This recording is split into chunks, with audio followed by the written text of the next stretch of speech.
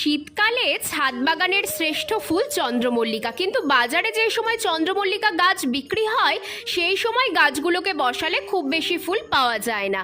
আর ছাদ বাগানের মাদার প্ল্যান্টগুলোর যা অবস্থা, তাতে ওই গাছগুলো খুব একটা ভালো ফুল দেবে না। আচ্ছা, কেমন হয় যদি আমরা বাড়িতেই চন্দ্রমল্লিকার গাছ তৈরি করে নিতে পারি?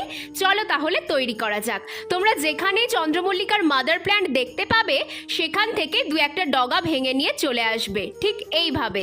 এবার নিয়ে নিলাম একটা প্লাস্টিকের বাটি, নিচে দুটো ফুটো করে নিয়েছি। এবার নিয়ে নিলাম এক বাটি লাল বালু। বাটিটা ফুটো করার এটাই কারণ যেন বাড়তি জলগুলো পড়ে যায়। এবার এই ভেজা বালুর মধ্যে সব ডালগুলোকে বসিয়ে 15 দিনের জন্য ছায়াযুক্ত জায়গায় রেখে দেব। ও প্রতিদিন কিন্তু একবার করে জল দিতে হবে। চলে এলাম 15 দিন পর। এবার দেখো কি পরিমাণে শেকড় বেরিয়েছে প্রতিটা ডাল থেকে। তাহলে আর দেরি কিসের? তোমরাও আমার মতো বাড়িতেই বানিয়ে ফেলো চন্দ্রমল্লিকার চারা।